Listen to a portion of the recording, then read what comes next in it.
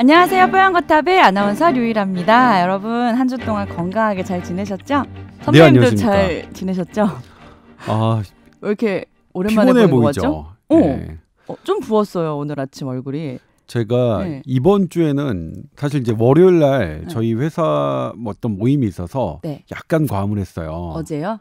월요일이요. 아, 월요일? 이번 주 월요일에? 예, 지금은 금요일이니까. 네. 근데 그게 예상이 좀 커서 5일 전인데. 이번 주는 상당히 금주를 하고 있습니다. 아, 그날 얼마나 마셨길래요? 아, 그날 이제 뭐 높은 분들이 있으니까 제가 어떻게 뭐 컨트롤할 수 있는 건 아니었는데. 예의가 바른 후배님이시니까. 그렇죠. 예. 뭐 그렇게 살아온 인생 뭐 지금 뭐 바뀌겠어요. 근데 힘들어서 그 다음부터는 지금까지 계속 뭐 어떤 자리가 있더라도 그냥 마시지는 않고 그냥 있는 그런 생활을 지금 하고 있는데, 제가 올해 들어서 느낀 건데 선배님이 작년에는 이렇지는 않았던 것 같아요. 그러니까 술자리 있으면 뭐 컨트롤하고 피하거나 뭐 오늘 나는 못 마신다 이런 스탠스가 없었는데 올해 들어서는 굉장히 이렇게 조심하고 조절하고 그런 모습을 제가 몇 번 봤어요. 예를 들면 이제 네. 그 저 다음 날 어떤 민감한 사안에 대해서 제가 다툼을 해야 되는, 그러니까 네. 기자적 다툼이죠. 오. 그러면 이 기자적 다툼을 할 때 나의 이성적인 판단이 자신감이 생겨야 그러니까 자신감이라는 건 뭐냐면 취재하는 것 외에 어떤 내가 나를 믿는 자기 확신이 있어야 강하게 밀어붙이는데 네. 거기서 내가 어떤 너무 피곤하다 이러면 지금은 주저앉게 되는 것 같아요. 오. 살며시. 그러니까 똑같은 부분을 예를 들면 이제 물잔에 3분의 1만 찼다. 그러면 물이 적은 거잖아요. 근데 이건 물이 적다 이렇게 얘기할 수도 있는데 이건 물 정말 모자란다. 이러면 안 된다. 이렇게 얘기할 수도 있는데 이건 정말 문제다. 뭐 이렇게 하는 거니까 똑같은 3분의 1의 물을 갖고도 다르게 이제 내가 갖고 있는 이성적 판단에 기해서 그런 주관적인 것들이 기사 안에 들어가는데 이게 내가 좀 뭔가가 안 된 상황에서는, 그러니까 작년 제가 좀 젊었을 때는 술이 일찍 깼어요. 일찍 깼어요. 사실은. 예. 근데 지금은 안 그렇거든요. 그러면 강하게 밀어붙이는 게 아니라 밀어붙이는 게 아니라 더 조심하게 돼서 그러니까 일을 하는데 의기소침이 되는 거예요. 사실 제가 이제 작년에도 큰 일이 있었고 일에 있어서 네네. 사실 작년에 있었던 일은 뭐 아시겠지만 뭐 어떤 제약회사와 아주 오랜 기간 논쟁을 벌였고 그 논쟁은 지금도 이어지고 있거든요. 저 최근에 말씀드렸나? 제가 최근에도 고발을 당했어요. 또요? 네. 왜요? 뭐 그렇죠. 뭐 그분들이야 계속 그러시는 거예요? 예. 뭐 그럼에도 불구하고 그것에 대해서는 뭐 이제 뭐 굽히거나 그러니까 제 시쳇말로 감옥에 갈지언정 내가 틀렸다는 오류를 근거를 하기 전까지는 안 된다. 뭐 타협할 수 있는 부분은 아니니까. 네. 그런데 어쨌든 저에게도 이제 어떤 그게 트라우마가 생겼는지 조금 조심하게 되는. 일단 뭐 시달리는 게 너무 싫으니까 그런 부분이 있습니다. 살짝의 심경의 변화로 노화가 아니다. 이건 지금 나의 심적으로 뭔가 이제 변화가 생긴 거다라고. 이것조차 노화라고 할 수는 있겠죠. 이것조차 노화할 수는 있겠는데 아무튼 내가 그래도 이 업을 하는 데 있어서 조심해야 될 그런 부분은 그러니까 예를 들면 맞아요. 단순하게 무슨 말인지 알아요. 큰 논쟁거리가 아닌 것은 별 문제가 안 되더라고요. 근데 이걸로 상대가 있다. 그러니까 대단히 불편한 상대가 있는 경우에는 예를 들면 뭐 밥 열심히 채소 열심히 먹어야 고혈압 예방할 수 있다. 이거는 논쟁적인 상대가 없잖아요. 네. 이런 거는 상관이 없는데 분명히 이것은 사실관계가 이 측은 A라고 했지만 조동찬이 취재하니까 이건 B다.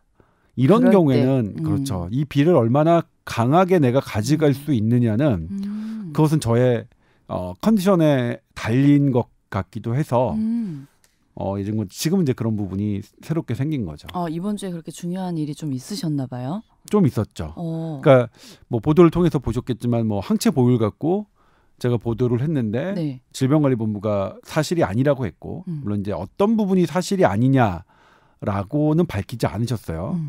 그런데 이제 타사 특히 M본부 같은 경우에는 제 기사를 따서 우리가 틀렸다 이렇게 이제 보도를 했죠. 근데 그 보도 전 개인적으로 아쉬운 거는 어떤 논쟁적인 사안에서 어떤 걸 얘기를 하면 질병관리본부도 취재를 해야 되지만 저 개인한테도 SBS에도 취재가 하셨는 게 맞지 않은가 그 부분에 대해서는 그런 생각이 드는데 아무튼 뭐 그 취재 방식과 취재하는 그 가치관은 뭐 다를 수 있으니까 제가 뭐 제 스스로 아쉬움이지 제가 뭐 이렇게 뭐라고 할 수 있는 입장은 아닌데 아무튼 그런 부분이 있었어요 소소하게. 그럼 선배님은 하루라도 좀 마음이 편안하고 좀 신경이 곤두서지 않는 날도 있어요?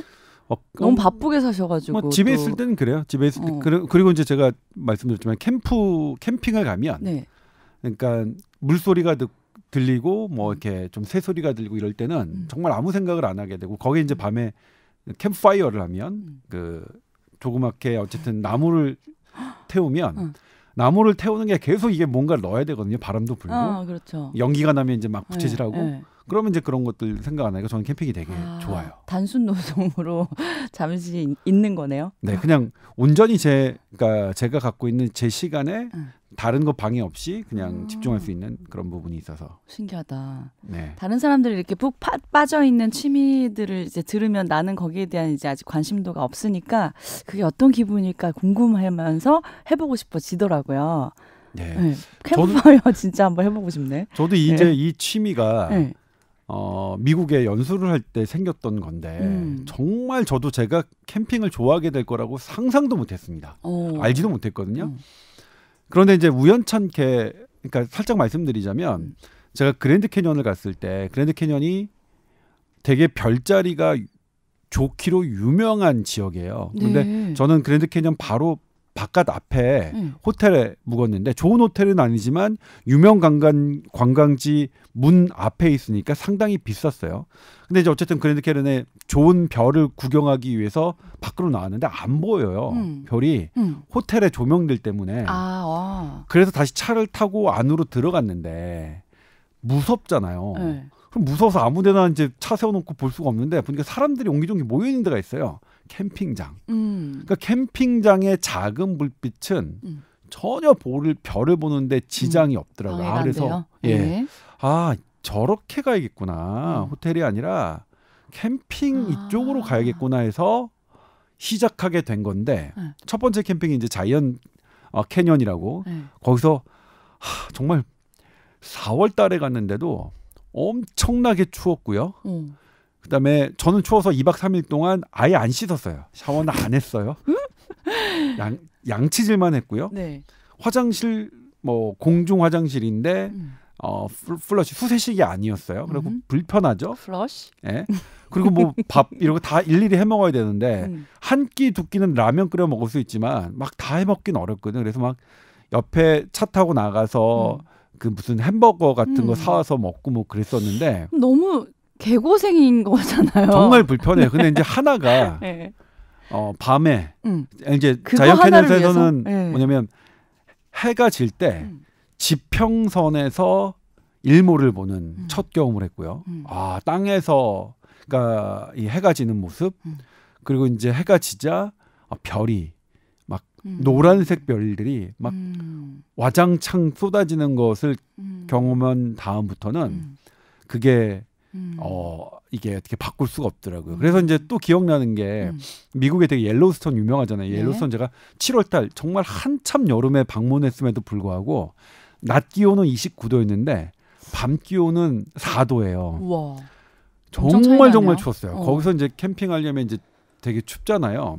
근데 옐로우스톤 안에 호텔이 2개가 있어요. 근데 그거는 가격도 비싸지만 하룻밤에 한 70만 원, 80만 원 정도 했던 것 같은데 우와. 그 돈을 주고서라도 예약을 못 해요. 1년 전에 이미 예약이 다 끝나 있거든요. 그럼 뭐 어떻게 하지? 봤던 게 캠핑장 거기 있나? 지어야겠네. 그 국립공원이니까 수요가 많네. 쉽지는 않겠죠. 네. 그런데 캠핑장은 얼마냐면 25달러입니다. 하루에. 되게 저렴하죠. 그래서 캠핑장을 선택했는데 몹시 추웠어요. 밤에. 제가 한겨울 파카를 가지고 갔고 당시에는 조금 돈을 아끼겠다고 제가 침낭을 사진 않았는데 그래요? 예, 도저히 추워서 더 힘들었겠는데? 예. 추워서 이제 차에 있어야겠다라고 이제 새벽에 텐트를 나와서 차로 가려고 밤하늘을 봤는데 그걸로 끝. 그냥 뭐 모든 추억고 뭐 이런 것들이 그냥 확 뭐 없어지는. 무슨 기분인지 알 것 같아요. 그래서 그런 것 때문에 이제 캠핑을 상당히 많이 하게 돼. 의외로 미국에서. 그러니까 그 제가 이 머물던 곳은 이제 뉴저지라는 동부 쪽인데 거기도 뭐 집 근처에 캠핑장이 엄청나게 많더라고요. 그래서 이제 틈만 나면 갔었고 그다음에 이제 우리나라에 와서도 캠핑장이 호텔보다 훨씬 싸요. 그러니까 여러 불편함이 있지만 네. 그래도 약간 이제 우리나라 캠핑장은 좀 오밀조밀해서 옆에서 밤늦게 조금 대화를 하면 들리고 다 들려서 서로 잠을 보이고. 잠을 잘 못 자게 되는 경우가 있는데 네. 그래도 이제 캠핑 그 문화가 조금 정착돼서 밤 11시 이후에는 서로 대화하지 않고 조용히 한다 이런 문화가 한다면 우리나라에서도 충분히 좋더라고. 지난번에도 뭐냐면 갔는데 밤에 별이 되게 예쁘게 보였고 비가 막 쏟아지는데 그러니까 비가 내리는 소리가 이제 우리 아파트에서 비 내리는 소리도 좋지만 이 산에서 나무에 막 떨어지고 물에 떨어지는 빗소리도 상당히 좋더라고요. 어렸을 때 생각이 나고. 그렇죠. 그랬습니다. 선배님 백색 소음을 되게 좋아하시네요. 불타는 소리, 비 오는 소리 뭐 이런 거. 네, 저는 기본적으로 아주 조용한 거는 못 견뎌하는 거가 있어요. 그러니까 예를 들면 아주 조용한 독서실에서 저는 공부를 할 수가 없었거든요. 그래요? 왜요? 네.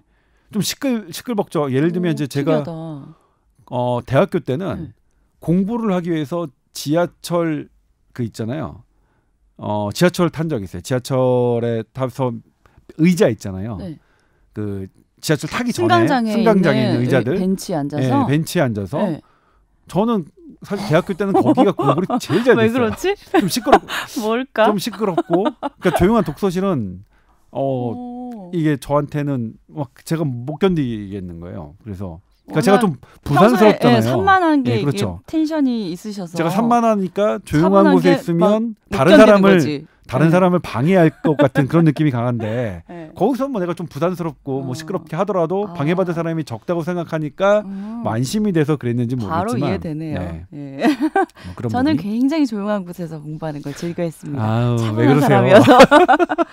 저도 어렸을 때는 왜 캠핑 문화가 막 이렇게 캠핑이다라는 단어도 없었지만 그냥 야외에서 왜 취사도 가능한 시절이었고 했잖아요. 아빠가 등산을 너무 좋아하셔가지고 항상 텐트 치고 하루 자고 오고 이런 거 많이 했었거든요. 근데 그때 기억이 참 많이 남아요. 그래서 비가 막 내리는데 너무너무 갑자기 폭우가 쏟아졌는데 아빠가 밤새 비를 맞으면서 삽으로 텐트 주변을 물기를 막 파는 그런 모습 생각나고 버너에 뭐 이렇게 밥 해주시는 모습 생각나고 진짜 뭐 제가 아까 개고생이잖아요 했지만 그런 고생들이 오히려 이제 나중에 추억이 되는 거잖아요. 편하게 있으면 좋은 데 가면 뭐 기억은 좋은 기억이겠지만 얘기거리도 많이 없고 추억이 안 되더라고요.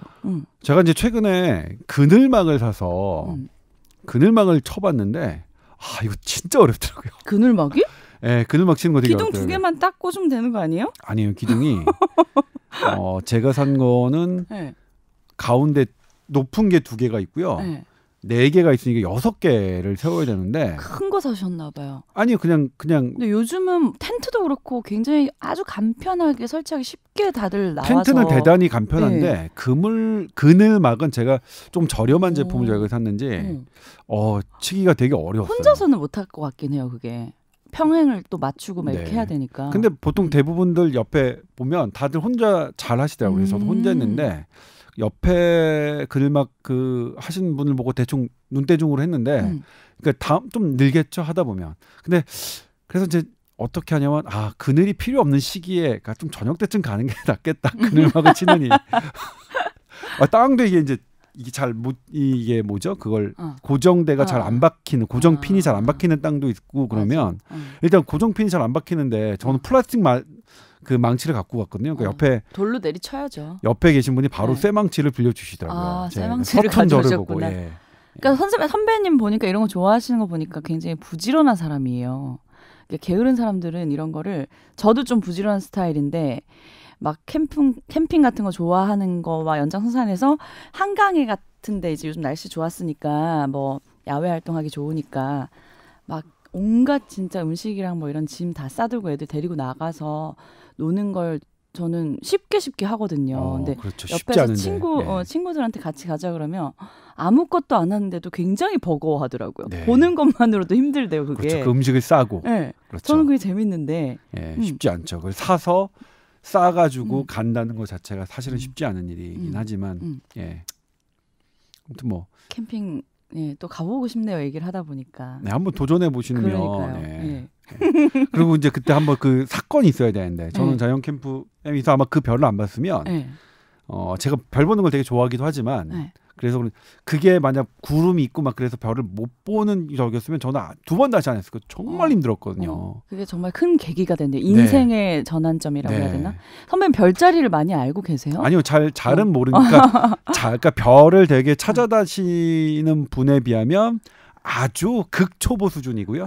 하지만 일반인들이 너무 잘 모르시지 않아요. 뭐 북두칠성도 잘 모르시고 그 겨울적, 그러니까 북두칠 대표적인 겨울적 별자리 가장 잘 보이는 그리고 거기에서 북극성 찾는 법 있잖아요. 국자에 이거 일곱 개 해가지고 국자만 알아요. 저도. 그런 것들 그리고 이제 은하수가 보이면 백조자리가 왜 은하수인지 알아요. 은하수에 떠 있어요, 백조자리가. 와. 그러면 이제 견우와 직녀. 뭐 은하수가 보여요? 은하수 보이죠. 본 적 없었던 것 같아요. 은하수가 왜 은하수인지 이렇게 물처럼 이렇게 쫙 돼 있거든요. 그러니까 이게 뭐죠? 저도 처음 은하수를 경험했을 때 그거는 제가 이제 1993년도였던 것 같아요. 94년도였나? 위도라는 우리나라 섬에 갔는데 하늘을 봤는데 왜 하늘이 맑은데 저렇게 구름이 껴있지? 와. 그게 은하수였어요? 구름이 아니라? 근데 이제 그때 친구가 제 친구 중에 별을 되게 좋아하는 애가 별을 보는 망원경을 갖고 왔어요. 동치아 저게 은하수란다? 그러더니 은하수를 딱 망원경으로 딱 보는데 그 구름이 다 빛나는 거예요. 망원경으로 봤더니. 그리고 심지어는 그 자리에서는 별이 그러니까 유성도 망원경 시야에서 왔어요. 막 지나가는 거. 그리고 이제 그 친구가 그러니까 후레쉬 있잖아요. 후레쉬 같은 걸로 별자리를 저한테 설명해 주는데 후레쉬로 진짜 별자리 설명이 잘 되더라고요. 생각보다 그거 레이저 쏘면 엄청 멀리 가죠. 네. 레이저가 아니라 그냥 후레쉬예요. 일반 후레쉬 같고 이렇게 이거 이렇게 이게 무슨 자리고 이게 무슨 자리고 그때 제가 이제 백조 자리를 그 친구한테 설명을 들었는데 은하수 위에 있대요. 백조 자리는. 선배님 별 볼 때 어떤 뭐 음악 같은 거 함께 들으시면서 보시나요? 아니 그렇진 않습니다. 별 보기에 바빠서 그냥 망원경 갖고 보는 거고요. 달도 그런 데 가서 달을 망원경으로 보면 되게 색달라요. 토끼가 보여요. 방아 찌는 토끼가. 어린 왕자 같다. 순수하게 시작했네요 오늘 아주. 아니요 뭐 그냥 뭐 캠핑 얘기가 나와서 마음이 맑아졌어요. 자, 그래서 오늘도 건강 상담 메일이 한 통 보내주셔서 저희가 소개를 좀 해드릴까 하는데요. 일단 이런 거 궁금하신 거 있으시면 tower@sbs.co.kr로 보내주시면 되거든요. 자, 기다리고 있겠습니다. 오늘 보내주신 사연 제가 소개를 해드릴게요. 10년 정도 부터 가끔 귀가 아프다고 하는데요. 이 고통이 날카로운 것으로 찌르는 듯한 통증이라고 합니다. 그렇게 아플 때면은 이 통증이 너무 심해져서 귀를 막 건드리거나 만질 수도 없을 정도래요. 근데 이게 한두 시간 지나면 또 사라진다고 하는데 그 시간 동안 정말 아무것도 못할 정도여서 진통제를 먹었는데도 소용이 없을 정도래요. 그리고 비행기를 타면 이착륙 시에 너무 아파서 눈물이 날 정도인데 그래서 기압차를 완화시켜주는 온갖 방법을 사용하고 있다고 합니다. 10년 전쯤에 병원에 그래서 가봤는데 이게 외상이 없어서 치료할 게 없다라고 돌려보내셨대요. 그런데 이게 왜 언제 아픈지를 자세히 생각을 해보니까 꼭 비가 오기 전에 아팠다고 해요. 그래서 이게 기압차 때문인가? 라고 추측을 하고 있다는데 이게 치료 방법이 있을까요? 하고 물어보셨어요. 네, 지금 보내주신 사연에 대해서 제가 이제 참고 문헌을 말씀드리면 이통의 진단과 치료 서울 아산병원이 2013년도에 투고했던 논문하고요. 그리고 소리 이비인후과의 이호기 선생님께서 자신의 그 글에 했던 항공성 이통과 그다음에 이제 마지막으로 미국 하버드 메디컬 스쿨에서 했던 이제 거기서는 항공성 이통이라고 하지 않고 에어로 오타이티스 혹은 뭐 바로타이티스, 그러니까 에어에, 그러니까 공기와 관련된 뭐 중이염, 혹은 바로가 이제 에어니까 그것과 관련된 중이염과 관련된 문헌을 참고를 했는데요. 네네. 일단 이 통은 정말로 많은 것이 관여하기 때문에 이 통이 있을 때는 실질적으로 기질적인 문제가 있는지를 살펴보는 게 원칙입니다. 네. 그러니까 귀 자체에 문제가 있을 때 이 통이 생길 수 있고요. 귀가 아니라 턱관절이 아프거나, 그러니까 썩은 이가 있거나 치주염이 있거나, 혹은 다른 뭐 갑상선염이나 이런 것이 있을 때도 이 통이 생길 수 있어요. 단순히 귀만 생각하면 안 된다는 거네요. 네, 그러니까 이 통은 5, 7, 9, 10 뇌신경이 관여하는 부위에서, 그러니까 얼굴과 목 주위 이런 데서 관여하는 것이 문제가 생길 때 이 통이 생기기 때문에 이 통은 사실 정밀하게 들여다봐야 되는 거가 맞는데, 그런 게 없다. 귀에도 문제가 없고 귀의 통증을 일으키는 다른 영역에도 문제가 없는 상태에서 이렇게 비행기에 탔을 때 이렇게 이 통이 생기는 것을 우리나라 말로는 항공성 중이염, 영어로는 뭐 에어로 오타이티스 혹은 바로 오타이티스 이렇게 얘기하는데요. 네. 이거는 비행기를 타면 고막과 관련된 압력이 바뀌거든요. 네네네. 그런데 이제 이게 보통 사람 같은 경우에는 원활히 진행돼서, 그러니까 이게 이제 귀에는 유스타키오 오간이라는 게 있거든요. 네. 이게 귀의 압력을 계속 외부와 맞춰서 조절을 해주는데 이 기능이 조금 떨어진 분들은 이런 증상이 있어요. 실은 저도 그랬습니다. 저는 그래요? 비행기 탈 때마다 물론 통증까지는 아니지만 귀가 먹먹해서 주변 사람이 얘기하는 걸 못 들을 만큼 귀가 먹먹해집니다. 그리고 압력이 이제 느껴져요. 뭔가가 음압이 걸렸다 이 귀에. 근데 그거는 약간 하품하거나 이렇게 코 막고 하면 빵 뚫리는 경우 그렇죠. 있잖아요. 네. 그리고 제가 이제 한 번 이렇게 통증이 엄청나게 있었을 텐데, 제가 이제 엘리도라는, 필리핀의 엘리도라는 섬을 10몇 년 전에 놀러 간 적이 있었는데, 거기서는 이제 경비행기를 타요. 그 경비행기를 탔을 때 이 통이 어마어마하게 생겨서 제가 그러니까 중간에 이 여행을 중단해야 되나 그런 생각할 만큼 했었는데. 경비행기는 왜 급격하게 더 빨리 올라가나요? 왜 그렇지? 그러게요. 저도 이제 왜 경비행기에서 더 심했냐는 저도 잘 모르겠는데 아무튼 저도 그렇습니다. 근데 이제 이것을 해결하는 방법이 뭐냐면, 일단 이비인후과 가서 귀에 무언가 있는지 없는지를 먼저 조사하는 게 중요하겠죠. 그리고 진통소염제나 이런 어떤 이 압력을 조절해주는 어떤 처방을 받아서 비행기를 탈 때 이렇게 어떤 도움을 받는 게 좋은데, 그 다음에 이제 많이 권하는 게 발살바 마뉴버라고 합니다. 통틀어서 발살바 마뉴버는 내가 인위적인 조작을 해서 귀의 압력을 다른 외부 압력과 동일하게 만드는 건데, 그게 침을 삼키거나 혹은 껌을 씹거나 물을 먹거나 하는 방법이에요. 쉬운 방법이. 근데 저는 그걸로 안 돼요. 저는 조절 능력이 있어요. 그냥 침 삼키듯이 귀가 빵 뚫리게 하는, 깜빡깜빡하게 하는 능력이 있는데 그냥 바로 이렇게 한번 하면. 그래요? 그게 설명이 잘 안 되는데. 아니 이게. 그래요. 이제 왜 귀 움직이는 분들도 있잖아요. 그러니까 우리 이제 인간은 발달하면서 진화하면서 이 귀가 움직이게, 굳이 귀를 움직이게 할 필요가 없겠다 싶어서 귀를 움직이는 그런 신경이 퇴화됐지만 진화 과정이 약간 말을 못 하겠네. 아니 뭐 진화가 덜 된 게 그게 열등하다는 의미는 아니거든요. 진화 과정은 뭐, 그러니까 귀를 움직일 수 있다는 것도 좋은 거니까. 진화가 덜 된 게 열등하다는 의미가 아니에요? 그럼요. 왜 아닐까? 저는 왜냐면 그럼 왜 진화를 하지? 진화는 뭐 생활에 맞게 하는 거죠. 생활에 이 생활에 맞게 내가 하는 건데, 그러니까 이 생활에 맞게 내가 불필요한 거는 뭐 이건 뭐 안 한다 하더라도 나는 그래도 이건 귀는 움직이고 싶어. 그런 강인한 그런 유전자들이 있을 거 아니에요. 니들이 뭐라고 해도 난 귀는 움직일 거야. 그런 유전자는 지금 현대에도 귀를 움직이게 하는 거 아닐까요? 유전자는 항상 이기적이니까. 유전자는 자기만 생각하는 거니까. 저는 이기적인 여자였네요. 이기적인 유전자를 갖고. 근데 유전자는 모든 유전자는 이기적입니다. 개인에 따라서 뭐 다르긴 하지만. 그래서 귀를 뚫어주는 방법 그렇게 인위적으로. 그런데 저는 그 방법으로 안 돼서. 그러니까 일단은 그렇게 하시는 거죠. 침 삼키고 물 마시고 껌 씹고. 근데 저는 그게 안 돼서 코를 막아요. 코를 막. 저는 눈까지 감고 바람을 빡 확 불면 이게 빵 이제 하고 귀로 뚫리죠. 빵 뚫려요. 네, 네. 그런데 이제 여기서 하나 조심해야 될 게 이거는 강력하게 압력을 주는 거기 때문에 혹시 이 고막이나 이런 부분, 고막의 해부학적인 구조가 불안정한 상태에서는 손상을 줄 수도 있다.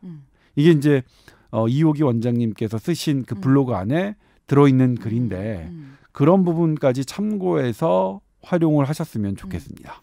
근데 제가 감기가 정말 심하게 걸렸을 때 비행기를 한번 타봤는데 그때 진짜 요 날카로운 것에 찌르는 듯한 통증을 한번 느낀 적이 있었거든요. 네. 귀가 막 터질 것 같고 여기 네. 바늘을 누가 꽂아놓은 것 네. 같은 느낌이었어요. 그럼 뭔 짓을 해도 안 되더라고요. 네.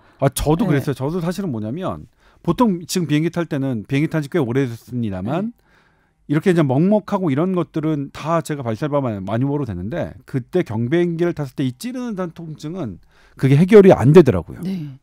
저 그래서 또 생각나는 게 제가 이제 시댁이 부산이어서 비행기를 타고 이제 자주 이동을 하는데요. 그 아기가 아주 신생할 때 비행기를 태우는데 그 귀가 이제 기압차를 못 이길까봐 너무 어린 아이니까 걱정이 되더라고요. 근데 그때 네. 주변에서 두 가지 제안을 해주셨어요. 한 부류는 귀를 막아줘야 된다. 네. 그리고 한 부류는 그때 딱 그 우유 분유를 타서 먹이게 하라. 네. 근데 보통 귀가 아프고 기압 차이가 나면 귀를 막는 경우도 있고 네.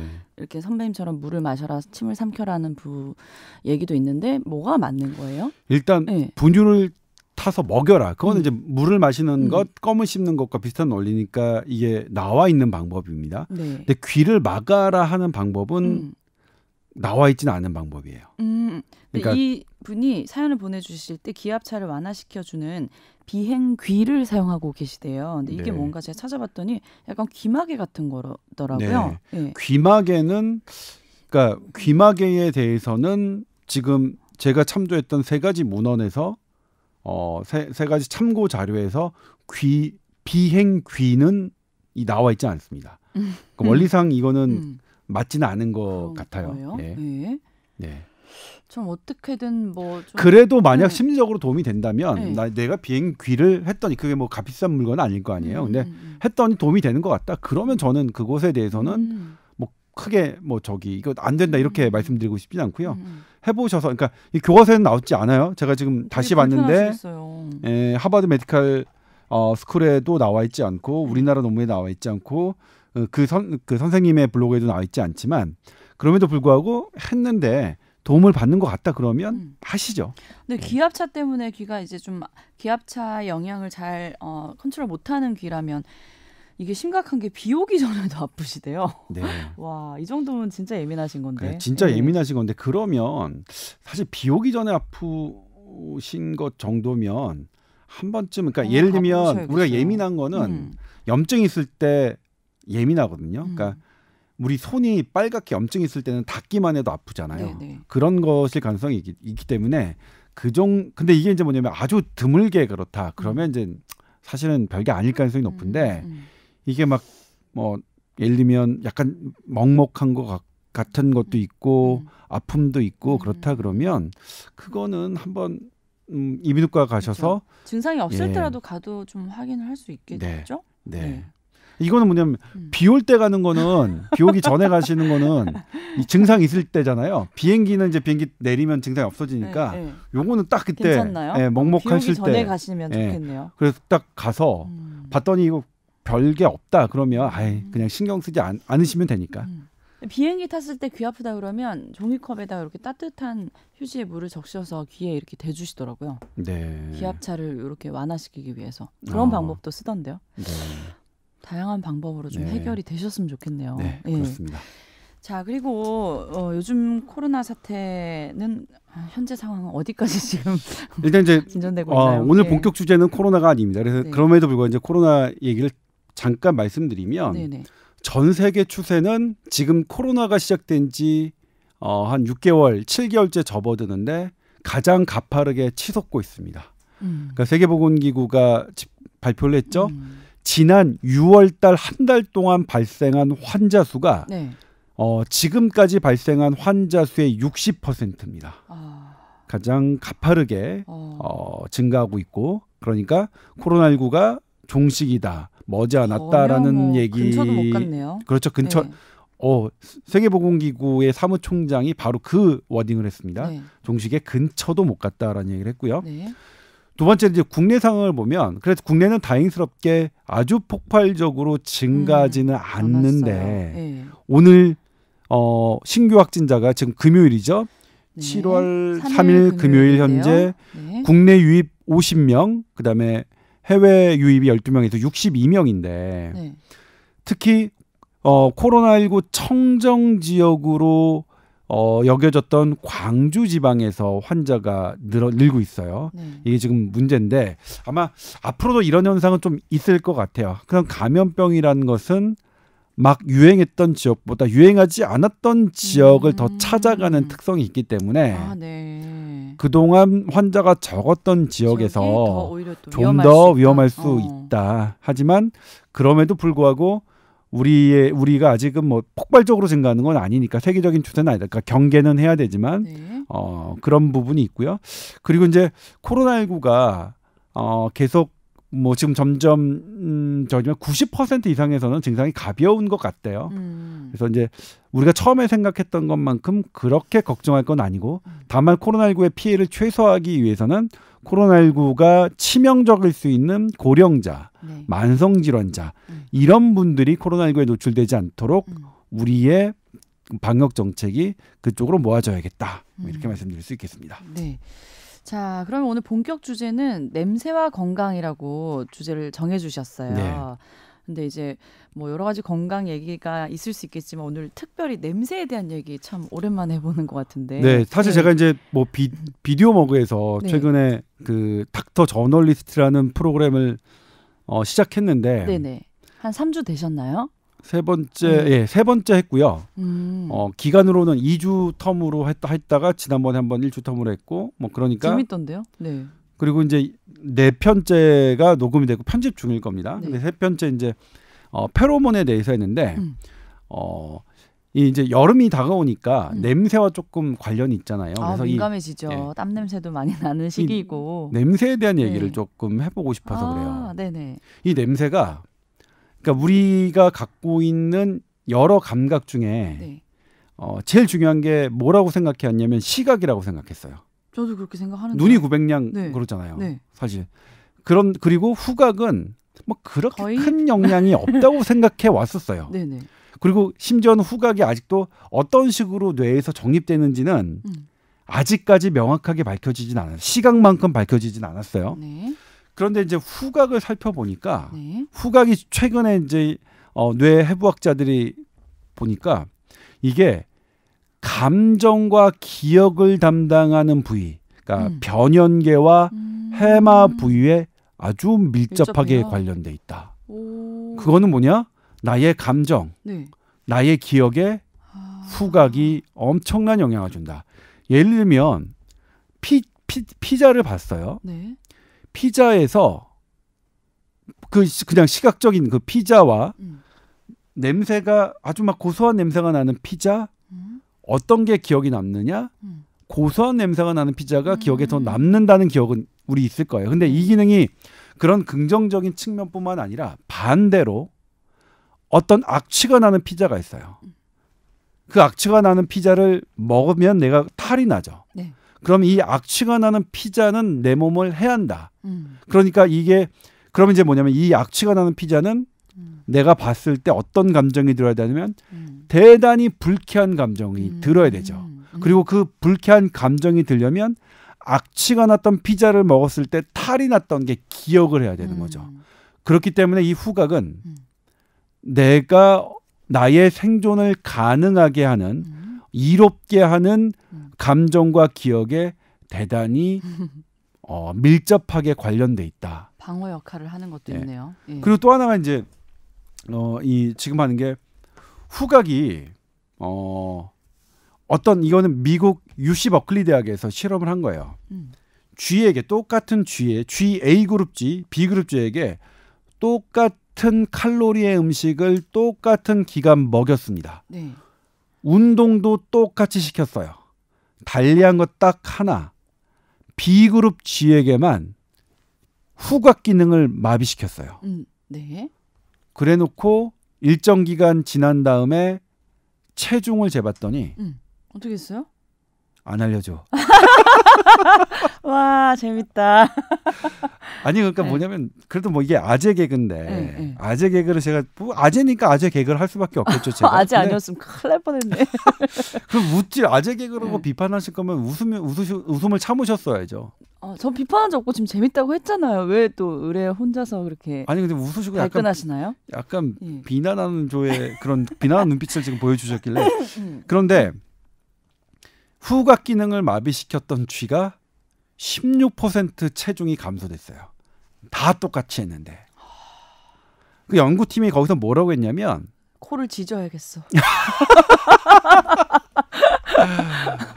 후각 기능이 떨어지는 게 후각지면 어떤 뭔가가 대사, 특히 지방 대사가 활발하게 이루어지는 것 같고 그렇기 때문에 체중이 빠진다. 근데 이제 이건 반드시 긍정적인 측면만은 아닙니다. 네. 우리 몸에서 지방 대사가 언제 활발해지느냐?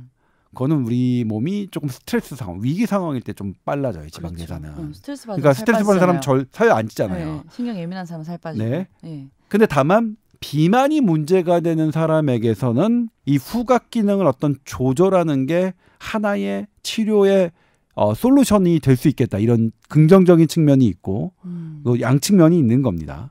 그러니까 이 후각 기능이 단순히 이제 제가 말씀드렸던 기억과 감정 그리고 어떤 방어 기전 외에 우리가 모르는 또 새로운 영역이 생길 수 있다는 거죠. 근데 저는 후각이 진짜 둔하거든요. 네. 그래서 제가 항상 느끼는 게 음식을 왜 맛을 볼 때 미각으로만 맛을 보는 게 아니잖아요. 네, 그렇죠. 후각도 굉장히 네. 큰 역할을 하는데 네.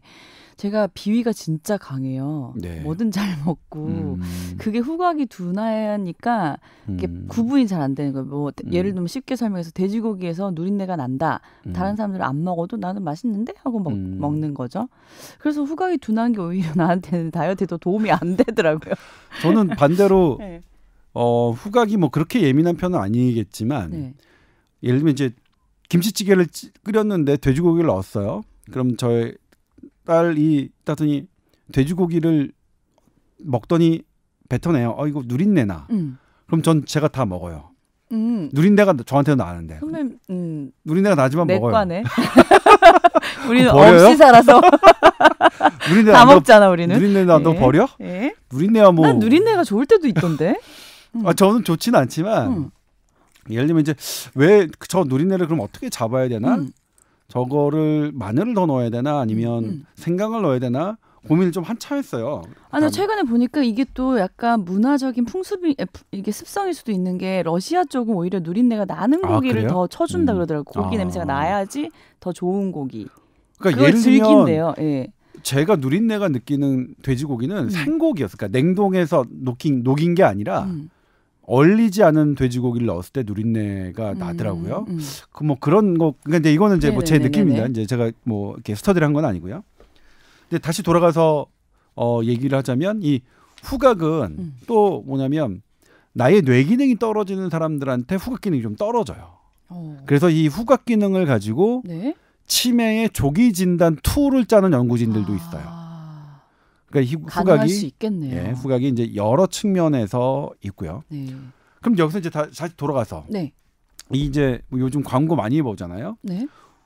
그런 향기로 페로몬을 갖고 페로몬 향수를 갖고 과연 이성을 사로잡을 수 있느냐 아니면 동성도 다른 사람의 이성을 사로잡을 수 있느냐 호감을 느끼게 할 수 있느냐 그게 이제 젊은 층에서는 이성이겠고 네.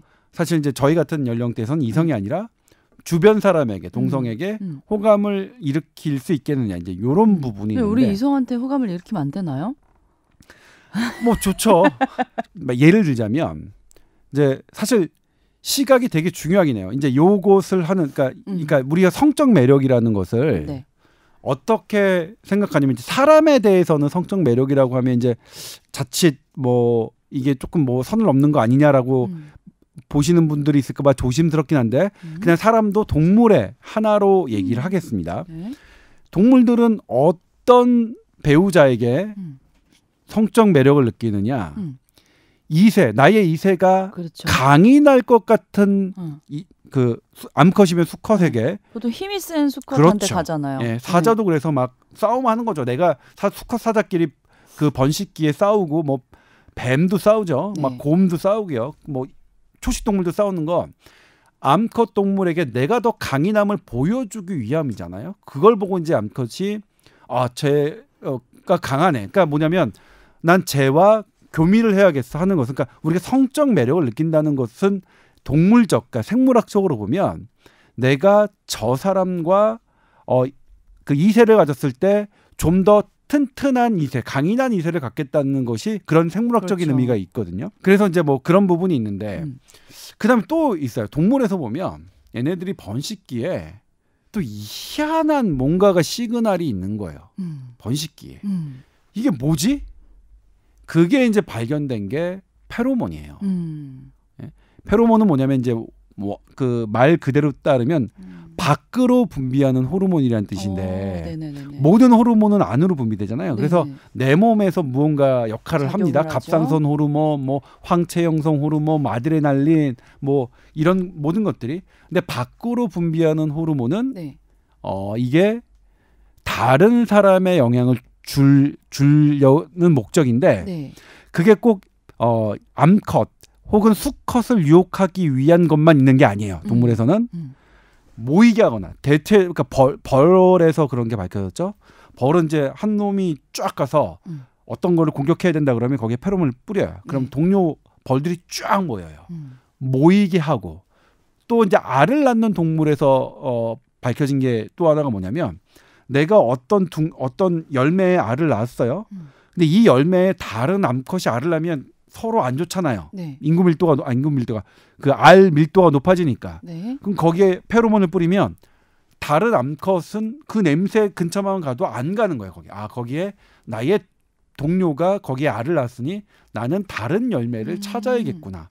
이런 여러 가지 이 페로몬의 기능이 있고 특히 또 그 중에 하나로 상대 배우자를 유혹하는. 그러니까 나에게 나는 성적 매력이 있다. 나는 그러니까 네가 나와 교미를 하면 튼튼한 2세를 맺을 무언가가 있다는 것에 페로몬도 입증이 됐어요. 동물에서는. 그런데 사람도 동물이니까 당연히 사람도 있을 것이다라는 걸로 출발한 게 페로몬입니다. 근데 이게 특히 2000년대 초반에 실제로 되게 유명한 연구가 있는데 그 어떤 여성의 생식기에서 분비된 뭐요? 아니야. 이거 지금 물어보려고 있다가. 오케이.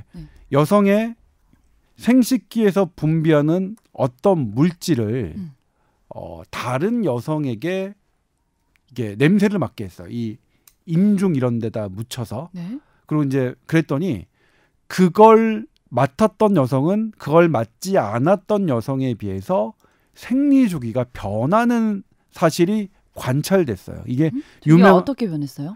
주기가 이제 배란일을 따라서 좀 달랐는데 배란일 전에 맡았던 사람들은 배란 주기가 좀 더 짧아지거나 배란 이후에 맡았던 사람은 배란서부터 생리하는 주기가 좀 짧아지거나 본인의 배란 주기가 그냥 바뀌었다는 거예요? 바뀐 거예요. 그 냄새를 맡고? 네. 왜 그럴까요? 그러니까 그거는 이제 뭐냐면 그 페로몬이 다른 사람의 생리 주기를, 그러니까 이 뇌하수체와 그러니까 뇌하수체, 피추이타리 글랜드가 우리말로 하는데 어쨌든 이 호르몬에 관계되는 어떤 영향에 줘서 생리 주기가 변한다는 게 그걸 이제 관찰 실험 결과로 논문에 냈어요. 그래서 그 다음부터 페로몬이 진짜 있구나라고 뭐 진행이 되고 있고 최근에는 페로몬이 인지 기능에도 영향을 주더라.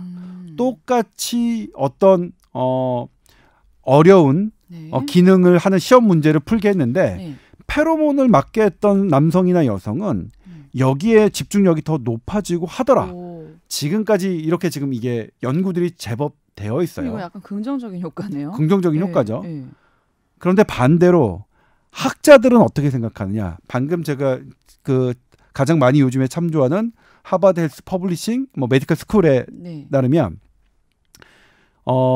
그럼에도 불구하고 페로몬이 우리 인간에게서 다른 사람의 영향을 끼칠 정도가 확인됐느냐? 그렇진 않다. 너무 미미하다. 그 미미한 이유가 뭐냐면 그 일련의 페로몬의 효과가 있다. 다른 사람에게 생리 주기를 영향을 주거나 혹은 성적 매력을 좀 더 증진시키거나 혹은 인지 기능 집중도를 증가시킨다는 그 페로몬에 대한 실험을 후속 연구자들이 재현을 해보려고 했을 때 재현되지 않았다. 그리고 그 한 번의 실험은 컨트롤이 잘 안 됐거나 규모가 너무 작아서 그걸로 팩트라고 할 수 없다. 그러니까 지금 현재 이 현대의학이 페로몬을 인간에 대한 페로몬을 바라보는 것은 네. 아직 근거가 미약하다. 이렇게 말할 수 있겠죠. 네. 근데 페로몬 얘기 나오면 다들 이제 제일 많이 떠올리시는 게 향수잖아요. 향수. 근데 이 페로몬 향수 저는 맡아본 적도 없어서 무슨 향기인지도 정말 궁금하기도 한데 이거는 효과 없다는 거죠, 그러니까. 네, 그러니까 효과가 이제 뭐냐면 정확하게 말씀드리면 페로몬 향수가 다른 사람을 이성에게 호감을 줄 정도의 효과가 있다고 하기엔 근거가 미약하다. 근데 페로몬이라는 게 자체가 향기가 있는 거예요? 왜 향수를 만든 거예요? 아니 이제 그렇습니다. 그러니까 이러면 페로몬이 이제 우리는 향기라고 생각해서 네. 이게 뭔가 향이 있을 수 있겠다라고 하지만 페로몬 물질이 사실은 여러 물질이 있거든요. 근데 동물들에서 확인된 페로몬은 대부분 향기가 없는 게 더 많습니다. 향기가 있는 것도 있지만. 근데 이제 향기가 없는 것을 그러면 후각신경이 맞느냐? 그건 아니고 동물들에서는 감각신경이 따로 있어요. 이게 VNO라고 하는데 그러니까 보머 네이잘 그 올간이라고 하는데 이 특정한 기관이 있어요. 근데 사람에도 그 기관이 그걸로 추정되는 기관이 있다는 고 생각하는 일부 학자가 있는데 대부분의 학자는 동의하지 않고 있습니다. 그러니까 사람에게서 아직 페로몬을 받아들이는 이게 있다고 생각하진 않습니다. 네.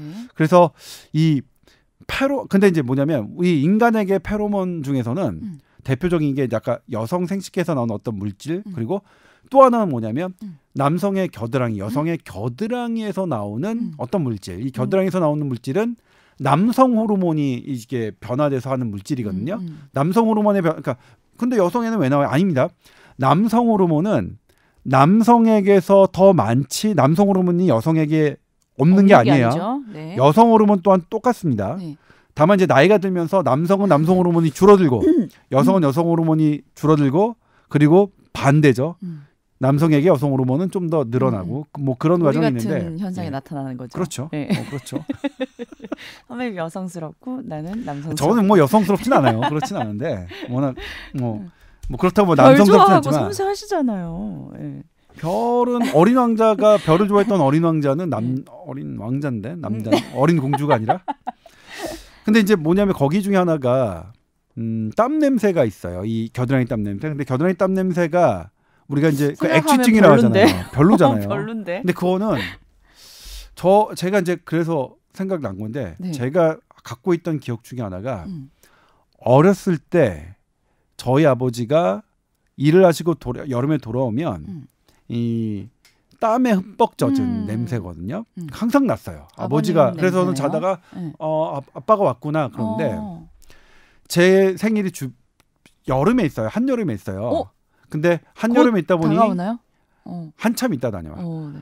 근데 이제 한여름에 있다 보니까 생일 선물을 아버지가 가지고 오시는데 너무 그 당시 이제 스카이콩콩이라고 스카이콩콩 처음 나왔을 때 알면 같은 세대인데 스카이콩콩을 사주시기로 한 거야. 너무 기다리고 있는데 딱 일어나자마자 제가 자고 있는데 아버지가 그때 늦게 오셨어요. 제가 이제 그때는 9시면 애들은 자야 되잖아요. 그래서 9시에 했는데 아버지가 10시쯤 오신 것 같은데 제가 아버지의 땀 냄새를 딱 맡고 바로 깼어요. 그리고 아버지가 이제 이 스카이콩콩을 딱 들고 딱 그 막 완전히 장군처럼 등장하셨는데 저는 그래서 그 다음에 그런 땀 냄새 있잖아요. 남성들의 땀 냄새를 되게 좋아해요. 뭔가 아버지의 땀 냄새 같아서 이 어렸을 때 좋은 기억과 남자의 땀 냄새라고 하지 마세요. 살짝 오해의 소지가 있어서 그러니까 아버지의 적이죠. 그 힘들게 일하고 오셨던 분들의 이 전반적으로 나오는 그런 땀 냄새. 그래서 저는 개인적으로 지금은 그러니까 아까 아직 정립된 건 아니지만 사람에게 호감을 주는 냄새는 네. 분명히 개인적인 경험과 관련이 있을 것 같다. 아, 무조건 절대적으로 무슨 호르몬이 무조건 네. 뭐 매력을 준다 이게 아니라 그렇죠. 본인의 개인적인 네. 게 이런 더 크다. 기억과 이런 것들, 네. 기억. 그다음에 내가 이것을 그다음에 뭐냐면 그게 나를 탈락해. 근데 이제 하나 여기서 말씀드리는 건 시각은 원거리에선 시각이 정말 중요한데 접근전에서는 가까이 옆에 있을 때는 후각이 시각을 능가한다고 말씀하시는 학자들도 있어요. 그러니까 저는 시각조차도 개인적 경험과 그렇죠. 타고난 유전자와 개인적 경험에 의해서 내가 좋아하는 그렇죠. 그런 네. 게 있고 네. 후각은 더 그렇다. 예를 들면 되게 예쁘고 향기가 좋은 여성에게 제가 만약 안 좋은 경험을 뭐 딱 봤는데 바로 사기를 당했다. 예쁘고 뭐 이런 거. 차인 거는 안 좋은 경험이라고 해서 그거는 차이는 거는 네. 정상적인 경험이라고 해야 됩니다. 남녀가 헤어지는 것을 네. 차이는 건 난 나쁜 거다라고. 마음이 아프니까 그렇죠. 뭐 마음은 아플 수 네. 있겠죠. 근데 그것은 정상적인 경험입니다. 그러니까 예를 들면 절대로 안 되는 게 젊은 분들 진짜 제가 도움되겠다. 젊은 분들에게 있는 게 예. 나는 너 없이면 안 돼 하는 이성은 만나면 안 됩니다. 왜요? 정상적인 차이고 차는 정상적인 과정을 못 받아들이는 분들은 만나면 안 돼요. 난 너밖에 없어. 위험할 수 있어요? 위험해요. 이게 제가 정신과 수업 첫 시험 때 정신과 선생님의 첫 강의가 이거였습니다. 절대로 너밖에 없어. 난 너 아니면 안 돼 하는 사람은 만나지 마세요. 스토커 같은 사람. 네, 그렇죠. 반대로 내 마음이 그러면 어떡해요? 난 너 아니면 안 되는데 이러면? 그냥 마음으로만 그래야죠. 그런 이제 좀 시간 지나면 경험하잖아요. 사람은 다른 사람으로 잊혀지게 돼 있어요. 하림이 항상 하림 씨가 노래하시지만 사랑이 그 다른 사랑으로 잊혀지네. 예. 다른 사람으로 이거 그 노래 맞아요? 아, 예, 그렇죠. 그렇죠. 사랑이 다른 사랑으로 잊혀지네. 이게 사랑이 사랑? PD 웃는다. 아무튼 그러니까 차이는 것은 정상적인 관계, 그러니까 그거는 이제 개인적으로 아플 수 있지만 정상적인 성장통이고. 네. 근데 이제 그런 예쁜 시각과 안 좋은 좋은 냄새조차도 향기조차도 이런 안 좋은 뭐 어떤 사기를 당했거나 뭐 속임수를 겪었거나 제가 예전에 되게 그런 분에게 그 뭐 사는 거 있잖아요. 사기를 당한 적 있어요. 뭐 어디서 뭘 샀길래? 대학교 때 딱 들어가면 네. 예쁜 여성분들이 책 팔잖아요. 그래요? 근데 너무나 아름답고 좋은 향기로 다가오셔서 제가 2년치를 구독했는데 어머나. 서점에서 2년치를 구독했으면 서점에서 개별적으로 사는 것보다 훨씬 비싸게 구입했어요. 아이고. 그리고 2년 그냥 봤어요. 그냥. 마케팅 전략이 먹혀들었네. 네. 그러니까 뭐냐면 그 뭐 사은품을 거기서 제가 항의를 했죠. 그랬더니 그래서 사은품 뭐 받으셨잖아요. 그 사은품 비용까지 다 들어간 거다. 항의도 한번 했네요. 너무 억울하더라고요. 진짜 안 좋은 기억이네. 예쁜 여자에 대한. 그래서 선배님 나를 싫어하는구나. 좋았다니까요. 싫어하시잖아요. 그래서 뭐 어쨌든 이제 결론은 이렇습니다. 냄새가 생각보다 대단히 중요한 역할을 하고 있고 그다음에 이것이 단순히 어떤 기억과 뭐 감정, 인지 기능의 역할을 주는 것뿐만 아니라 나의 대사에도 영향을 주고 거기서 또 나온 게 이제 페로몬인데 페로몬도 이제 동물 실험에서 상당한 연구 결과들이 진척돼 있어서 그렇긴 하지만 아직 사람 사이에서 페로몬 그 향수가 어떤 좋은 효과를 기대한다. 그렇게 이제 뭐 유튜브 광고 보는 것처럼 그런 거나 아니다. 그렇게 뭐 요약할 수 있겠습니다. 그러니까 본인이 좋아하는 향기는 있을 수 있고 사람들에게 안정을 취하고 기분이 좋아지는 향기가 있을 수는 있는데 개인적인 취향이 다 다르기 때문에 절대적인 건 아니다. 그렇죠. 그런 말씀이시죠. 네. 그렇습니다. 좋아하는 향기 있으세요? 저요? 네, 있어요. 뭔데요? 저는 이제 그건 잘 모르겠어요. 그게 뭔지는.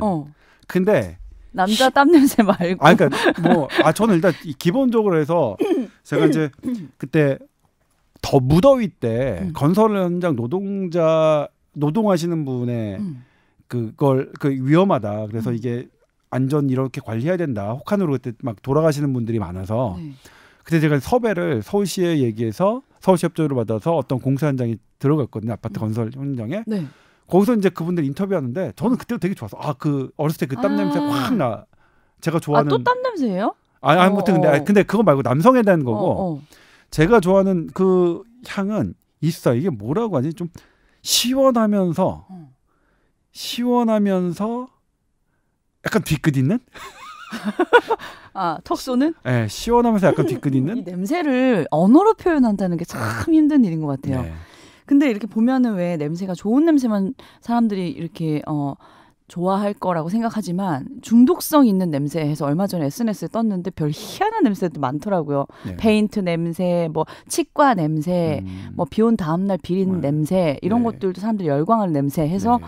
쫙 올려진 게 많은데 페인트 같은 데는 방형성 유기 화합물이 있기 때문에 실은 중독성이 중독성이 있어요. 조심해야 돼요. 그 본드 이런 것들도 다 그렇거든요. 조심해야 돼요. 근데 제가 아까 선배님 네. 얘기할 때 왜 후각이 생존을 위해서 위협하는 것들을 방어하는 역할을 하기 때문에 후각이 중요하다는 얘기를 했을 때 음식이 만약에 약간 썩은 냄새 우리가 먹으면 안 되겠네 버리잖아요. 근데 그거를 반하는 게 발효식품들은 네. 꼬리꼬리 구린내 나고 이런 게 진짜 더 맛있는 거잖아요. 그렇죠. 그거는 이제 뭐냐면 되게 꾸리꾸리한데 그 꾸리꾸리한 것과 어떤 시각적인 것과 겹쳐서 그건 또 반복이 돼야 되잖아요.